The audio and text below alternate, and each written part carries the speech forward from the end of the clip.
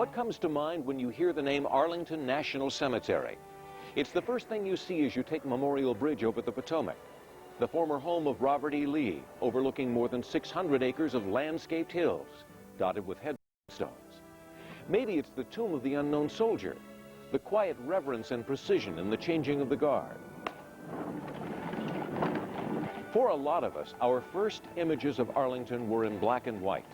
Images of the funeral for John F. Kennedy, the caisson carrying the slain president's flag-draped casket, and later Jackie Kennedy carrying that flag as she ignited the eternal flame at JFK's grave.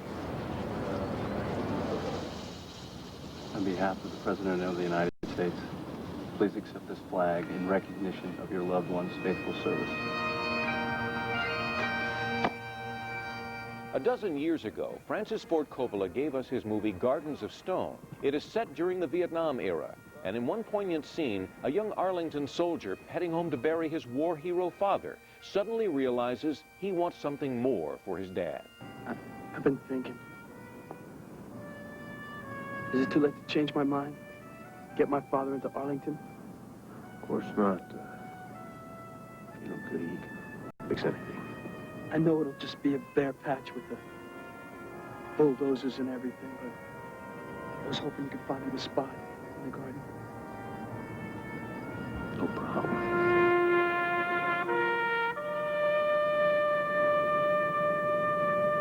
And some 30 years after the time frame of that movie, families of veterans who've passed away still wonder, is there a spot for their loved one in the garden? We have room right now within our 612 acres to continue operations to the year 2025.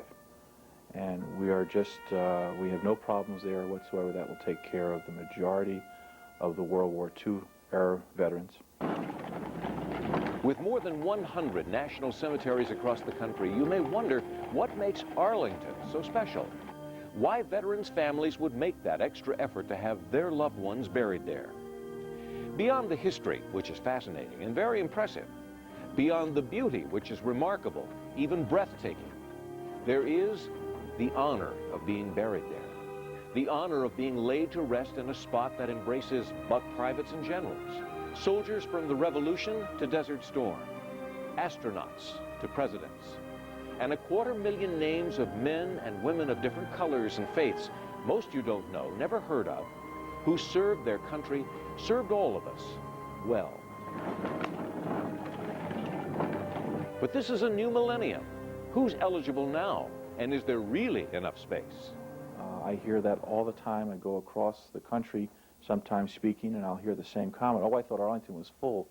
I thought you only did 1 or 2 funerals a day. And all, of course, that information is incorrect. Almost any veteran who served in the military has one form of eligibility or another for Arlington Cemetery. Arlington Superintendent and Vietnam vet Jack Metzler has a unique perspective. He first came to Arlington when he was 4 years old. His father had been hired as superintendent. While much is the same, there have been notable changes, such as the growing trend in cremation. Right now, of our almost 5,800 services we do annually, 50% of them are cremations. Metzler says one reason for that is that cremation gives families more options. I quite often hear from families where their loved one has passed away 2 or 3 weeks ago, 2 or 3 months ago, and in some cases several years ago, and they're just now bringing themselves to closure and asking the questions about making final arrangements to having those cremated remains placed here at Arlington Cemetery. One family took nearly 2 years to make their arrangements and then contact Arlington about bringing their loved one there. But when the family was ready, so was Arlington. Dallas, Texas, 1943. 18-year-old Malcolm Lee Landis, Jr. packs his bag and leaves the home where he was born. He was born on a kitchen table, by the way. He was off to join the Army Air Corps, where his new Army buddies would shorten Malcolm to Mac, a name he would be known by for the rest of his life. Not long after he earned his wings and his lieutenant's rank, the war ended. And like a lot of his buddies, Mac got out of and then back into the service, which had now become known as the U.S. Air Force. And before long, he became part of the Strategic Air Command, or SAC, flying B-47 jet bombers, then B-52s. At age 33, he was believed to be the youngest Air Force officer to earn his command pilot wings. During the Vietnam years, the Royal Thai Air Base at Utapao, Thailand was home for Lieutenant Colonel Mac Landis. There he flew more than 100 combat missions over Vietnam in B-52s. He came back home without a scratch. He retired from his beloved Air Force in 1980. After 18 years of retirement living in California, near his grown daughters and their families, 73-year-old Mac Landis died in the summer of 1998. It was his wish to be cremated. It was his family's wish that someday he would be put to rest at Arlington National Cemetery.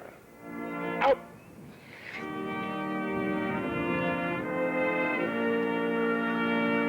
It seems like the most natural choice.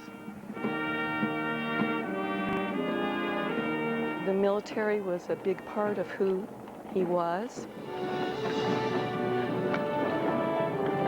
It seems to me he would be very happy in the knowledge that that's where his final resting place was. And it's so beautiful. I want him somewhere beautiful. Colonel Malcolm Mac Landis, U.S. Air Force retired, my father, received a full military honors funeral at Arlington National Cemetery on April 11, 2000, 20 months after his death.